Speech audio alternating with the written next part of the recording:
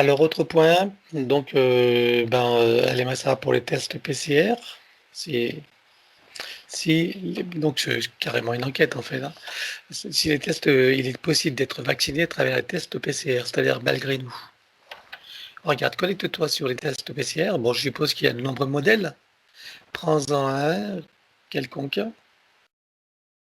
Et quelle information tu as sur un de Alors, ceux-là? il y en a la possibilité, mais ça n'est pas encore activé. Ou plus exactement, ça a été activé de façon expérimentale, mais pas à grande échelle. Mhm. Est-ce que tu veux dire que ceux qui sont sur le marché ne sont pas encore, on va dire, contaminants? Oui, c'est ça, Donc là, pour l'instant, ils sont neutres. exact. Est-ce que tu vois qu'il y en a qui vont arriver, donc qui vont vacciner les gens Euh, il y a insidieusement? plusieurs, il y a plusieurs lignes de temps possibles. Euh, il y a un phénomène d'action-réaction, c'est-à-dire euh, les, euh, suivant les réactions ou non-réactions des humains par rapport à tout ce qui est imposé. Euh, S'il n'y a pas suffisamment de réponses à ce qui est proposé, ça sera mis en place. Mais pour l'instant, ça a été expérimenté, mais ça reste minoritaire et à titre expérimental, mais dans l'ordre des possibilités.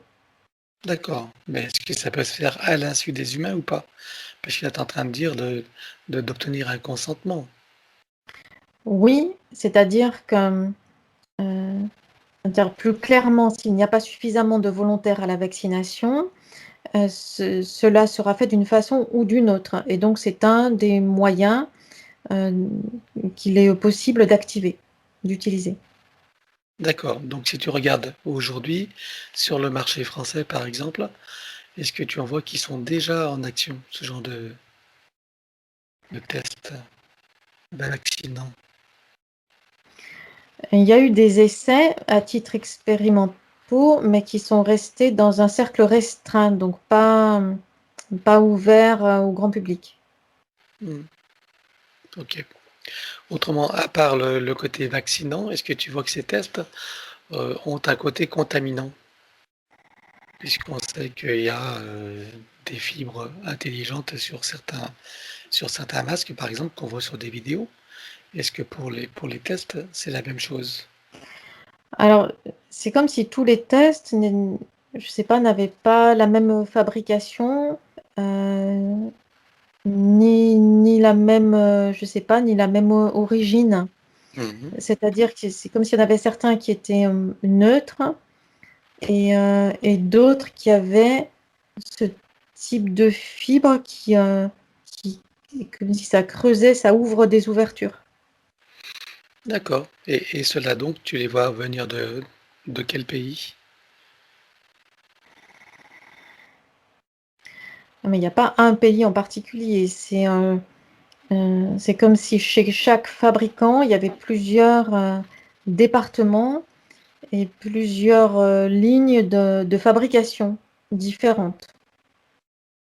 Mhm. Et comment est-ce qu'on pourrait faire la distinction? Est-ce qu'il y a un moyen de distinguer les tests contaminants et les autres? Non, c'est des D'accord. systèmes de lot. Euh, il y a même dans une même commande, il peut y avoir des lots qui sont neutres et d'autres qui ne le sont pas. Qu'est-ce qui fait qu'ils ne sont pas tous contaminés alors?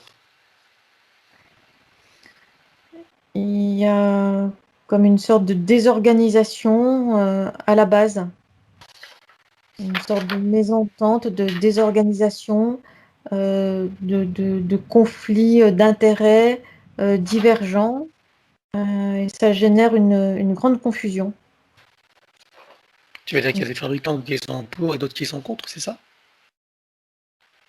Non, les fabricants sont neutres à partir du moment où le paiement a lieu. C'est au niveau des commandes. Donc, Euh, il y a des intérêts qui sont, et des intentions qui sont différentes. Comme s'il y avait des calendriers différents. D'accord. Et donc, au niveau des commandes, ceux qui sont pour ces contaminations, qui vois-tu?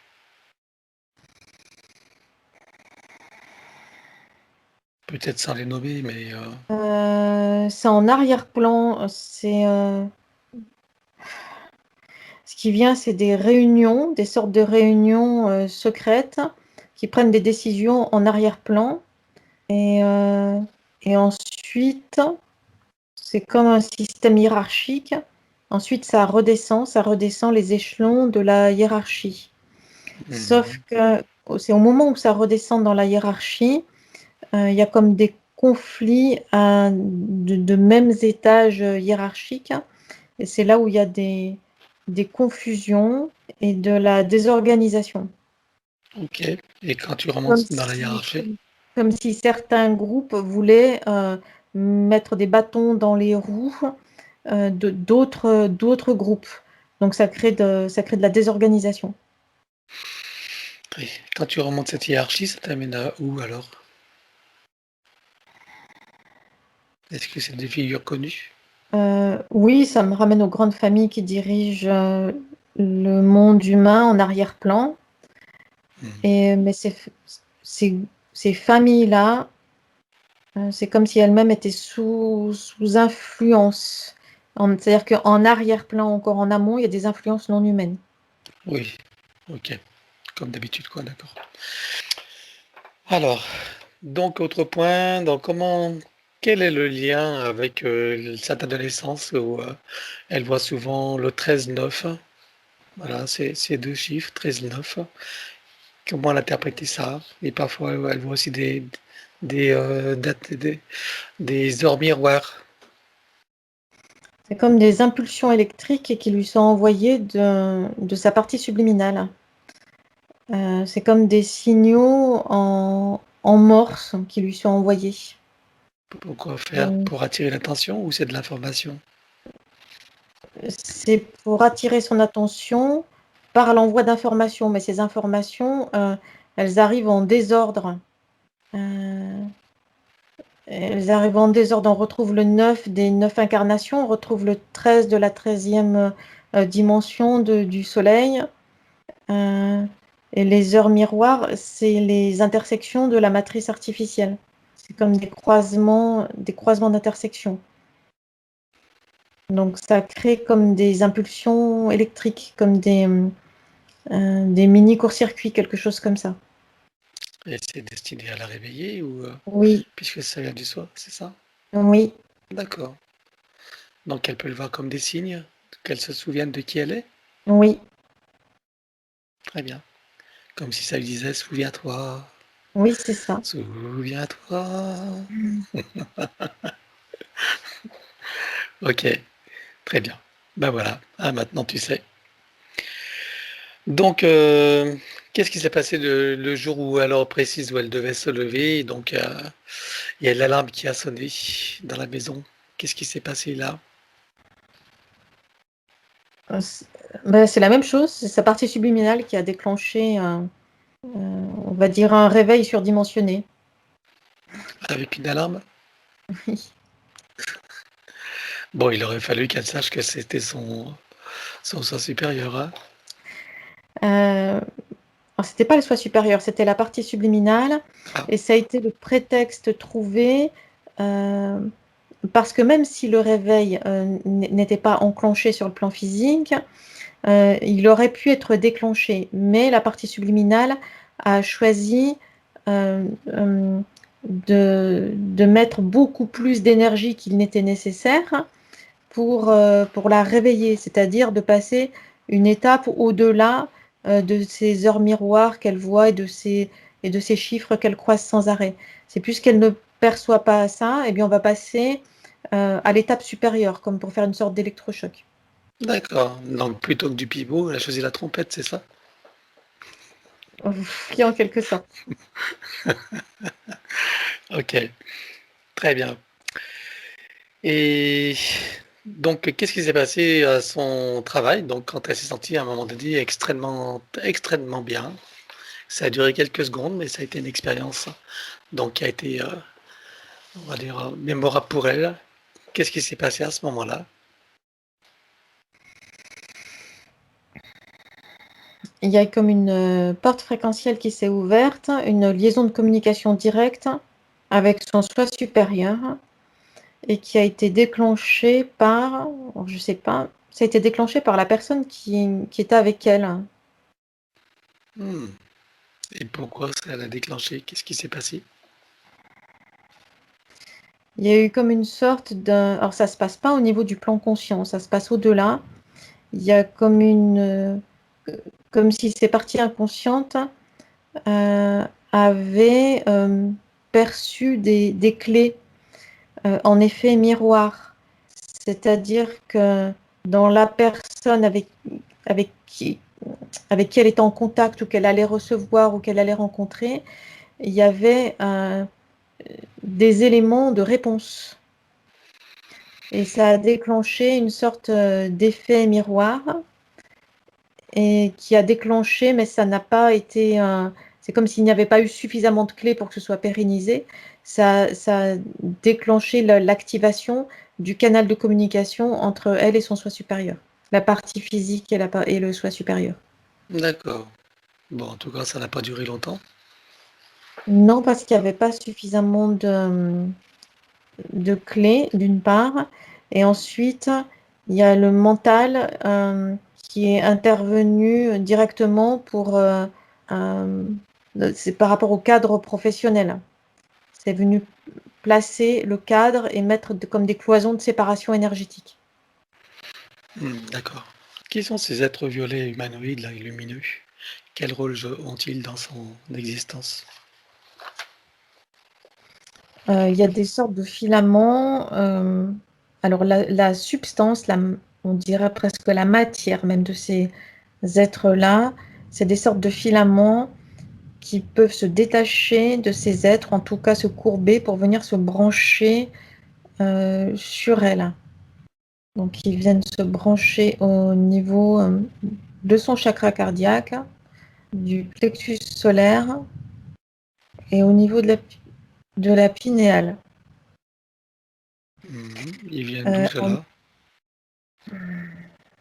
c'est comme une interface, c'est-à-dire que ce ne sont pas des entités euh, en tant que telles animées d'une conscience. En informatique, on parle d'interface. Et bien là, c'est une interface. Euh, Derrière eux, il y a un nuage, c'est un égrégore. Quel égrégore? Ah ben c'est l'égrégore de Saint-Germain, la flamme violette. Ah ben voilà, on y est.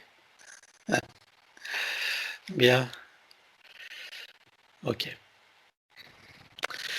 Très bien. Donc les filaments, il se nourrit de son énergie, c'est ça? Il y a des échanges, c'est-à-dire que ce n'est pas à sens unique. Hmm. Il y a des échanges énergétiques via ces entités interfaces entre cet égrégore et elle. Quel type d'échange? Euh, Énergie, information, autre? c'est les deux. C'est de l'énergie qui est chargée d'informations. Oui. Quel type d'information et quelles conséquences ça a sur elle? Quels effets? Alors, il y a de l'énergie, de son énergie à elle et de l'information non seulement énergétique, non seulement d'elle-même, mais d'autres personnes qui entrent en contact avec ces filaments via son intermédiaire. Donc tout ça, ça se dirige en direction de l'égrégore et revient en sens inverse, comme une sorte de circuit de l'énergie violette qui est calmante, équilibrante et cicatrisante aussi. D'accord, ok. Donc tu veux dire qu'il y a un effet positif alors? C'est quelque chose comme donnant-donnant. Et quelle est la contrepartie alors? Eh bien, c'est de récupérer, ce fonctionnement-là se fait grâce à l'énergie aspirée et aux informations récoltées. qui Bien. permet à cet égrégore de se dilater et D'exister, de s'expanser. d'exister, de s'expanser, oui. Bien. Et quelles sont les conséquences pour elle alors concrètement? Il y a une fatigue, c'est comme si ça venait abaisser son niveau d'énergie qu'elle a du mal à maintenir. Une sorte de fatigue énergétique, puisque ça transite, c'est comme si ça la brûlait lors de son passage à l'intérieur de son espace énergétique. Donc ça génère, c'est comme si elle devait s'auto-régénérer lors du passage de ces énergies qui transitent même seulement à travers elle. Et elle doit puiser encore dans sa propre énergie pour se régénérer et maintenir ces passages ouverts. Hmm. Alors regarde qui est derrière ces égrégores alors. Il y a des entités de l'astral, mais qui ne sont pas incarnées et qui ne se sont jamais incarnées, qui viennent seulement apporter cette couleur, cette couleur-là. C'est-à-dire c'est en amont de l'égrégore. Et quelle est l'intention de ces entités de l'astral? C'est comme une sorte de... C'est comme si elles ne pouvaient pas bouger de la zone où elles se trouvent et elles cherchent à vivre leur vie par procuration, c'est-à-dire à récolter le maximum d'informations, à avoir le maximum de ressentis par ce biais-là, par ce moyen-là. Ça n'est ni négatif ni positif. D'accord. Ok. Donc d'un côté, il y a un gain pour la guérison, etc. Et Mhm. l'autre, il y a donc une perte d'énergie, c'est ça? Oui. Et quel est on va dire, quel est l'équilibre de tout ça en fait? Est-ce que le gain est plus important que l'énergie perdue ou le contraire? Alors pour la personne qui sert de canal, en quelque sorte, alors le ratio est négatif, puisqu'à chaque fois, il y a tentative de régénération pour restaurer son propre équilibre énergétique. Et pour les personnes qui sont sur lesquelles intervient cette énergie-là, c'est ressenti comme positif. Mais c'est un échange.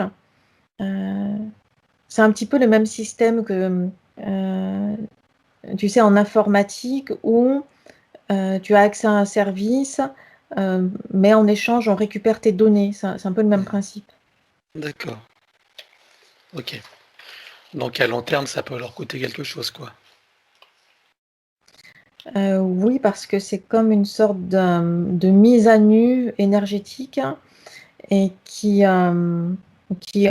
ça, qui enlève les protections, qui ôte les protections naturelles des personnes concernées, mais sur le long terme, c'est-à-dire même sur Mmh. plusieurs incarnations. D'accord. O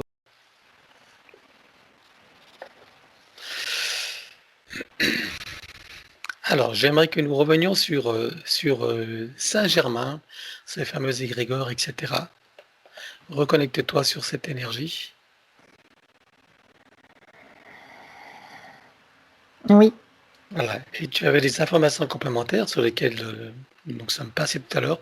J'aimerais que tu y reviennes et que tu me dises ce qui te vient donc. oui. C'est une énergie semblable à une énergie de type électrique et c'est comme s'il y avait le besoin d'avoir des relais en 3D. Donc il y a deux types de relais. Il y a ce qui a été évoqué précédemment, donc via, on peut appeler ça des entités, mais qui en réalité sont comme des interfaces entre cet égrégore et des humains incarnés. Et c'est ce qui permet d'interagir avec la physicalité 3D. Et d'autre part, il y a comme des sortes de boules d'énergie violette extrêmement concentrées et qui viennent se manifester donc directement, cette fois-ci sans interface, dans la réalité 3D, dans ce que nous, on perçoit comme étant des humains, mais qui en réalité n'en sont pas. Donc, quand on parle du personnage de Saint-Germain, c'est de cela dont il s'agit. C'est-à-dire que ce n'est pas... Bon, il y a plusieurs types d'humains dans la 3D, sur la surface terrestre, mais là, c'est un type... c'est comme si c'était une copie d'humain, une énergie incarnée en 3D qui se sert d'une enveloppe humaine, mais qui n'est pas de même nature moléculaire qu'un autre être humain, et qui, dans la nature même de sa physicalité, porte en lui cette force qui permet de supporter l'énergie de cette boule violette.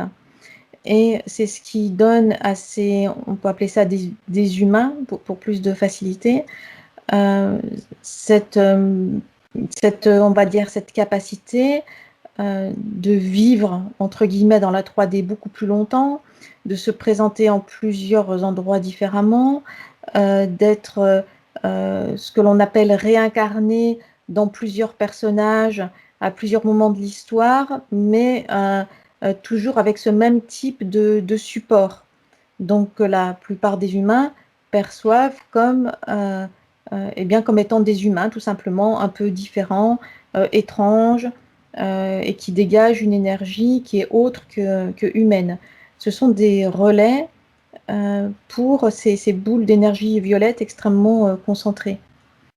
Ok, mais ces boules d'énergie violette, c'est quoi? C'est des consciences? Ces boules d'énergie violette sont conscientes, oui. Et c'est quoi leur C'est-à-dire, objectif? De prendre des c'est-à-dire que apparences des corps humains pour agir dans ce monde? C'est quoi leur objectif? c'est la même chose qu'un relais haute tension électrique. Tu sais, dans le système électrique, il y a des relais haute tension Mhm. à des tensions de plus en plus basses. Et bien là, c'est un peu le même principe. Donc, il y a besoin de relais à haute tension qui permettent d'étendre leur champ d'action dans la physicalité 3D. Et pourquoi faire? C'est toujours dans le même objectif de récupérer de l'information énergétique des humains incarnés et de la structure de leur puissance pour en saisir la substance et les informations, ce qui permet de nourrir cet égrégore et de le faire s'expanser et gagner en densité. Alors, tu veux dire que c'est pas une action qui est dirigée pour la Terre, pour Gaïa ou pour les humains? C'est pour nourrir cet égrégore? C'est ça, c'est-à-dire que, alors ça n'est ni positif ni négatif, ça porte les deux en soi-même. Donc il y a un échange qui se fait, c'est-à-dire que les entités qui sont en arrière-plan de cet égrégore ne sont elles-mêmes ni positives ni négatives, mais leur objectif est de structurer leur espace et d'étendre leur espace et de le structurer. Mais elles ont besoin d'étendre comme des tentacules, on va dire, dans plusieurs dimensions. Et là, la dimension la plus riche, le filon, on va dire, d'enseignement et de richesse d'information, là où se trouve aussi le plus d'énergie circulante, c'est au niveau des humains qui sont incarnés dans la 3D. D'accord. Et celui qu'on a appelé donc Maître Saint-Germain incarné, qui était dans les travaux de recherche donc de transmutation, donc on va dire de la substance pour la pierre pour trouver la pierre philosophale, je vais y arriver. C'était quoi son objectif, en fait? Est-ce qu'il a vraiment fait ces travaux-là et Alors, c'est comme si donc lui-même était ce que j'ai appelé un relais haute tension dans la 3D mmh, et, sa physicalité était utilisée pour justement faire des recherches dans la 3D. ah d'accord. Et les recherches sur, sur tout bon, notamment sur la pierre philosophale, c'est justement pour alimenter ce plan-là dans l'éther, Mmh, pour ouvrir des brèches entre les mondes. Et oui, c'est ça, c'est pour ouvrir des sas, pour ouvrir des voies entre les mondes. Mais euh, l'humanité n'en a que les miettes, voire ça s'efface même avec le temps, voire même euh, rien, c'est éphémère, rien ne reste sur le plan de l'humanité. Donc les effets dits positifs pour l'humanité sont comme des conséquences à la limite non voulues au départ. L'intention de départ est de s'appuyer, de se servir du plan 3D pour venir asseoir en densité cet espace-là dans l'astral. Donc ça n'est d'accord. pas négatif, mais ça n'est pas positif non plus. Euh, c'est simplement. Et il y a les deux facettes, négatives et positives, dans cette énergie-là. Mmh. Oui, du point de vue de ces entités qui viennent, expérimenter ça, de leur point de vue, c'est légitime. C'est-à-dire que, hein, Oui, c'est pas ils sont pas venus pour sauver l'humanité, ni pour guérir la terre, c'est simplement non, pour accomplir leurs propres objectifs oui, et c'est tout nourrir à fait leur bulle de création, en gros. oui, oui, C'est ce qu'on peut dire? c'est ça. Et le champ d'expérimentation 3D sur l'espace terrestre est extrêmement vaste, riche, intéressant en possibilités. C'est comme un vaste terrain de jeu, quelque chose comme ça. Mmh. Et tous ces personnages de l'histoire qui donc, qui ont incarné l'énergie de Saint-Germain, est-ce que c'est la même conscience qui a revêtu ces corps? Ou il s'agit de plusieurs consciences de la même énergie? Euh, c'est plusieurs consciences qui sont imprégnées de cette même énergie. Ah, C'est d'accord. comme si cette énergie s'était dispatchée, séparée et, et avait euh, intégré comme une sorte de costume euh, euh, dans une personnalité donnée et un humain donné. OK. Donc quand on dit que Maître Saint-Germain s'est réincarné dans plusieurs époques ou a vécu très longtemps, en fait, c'est une erreur, c'est une fausse croyance. Euh, c'est une interprétation. Mmh. On ne peut pas dire que c'est une OK. fausse croyance, c'est une interprétation, puisque c'est bien cette même énergie qui est là, toujours présente et que l'on peut reconnaître. C'est cette même énergie qui se manifeste et très longuement dans une époque donnée et dans plusieurs lieux et dans plusieurs temps, à différents moments de l'histoire.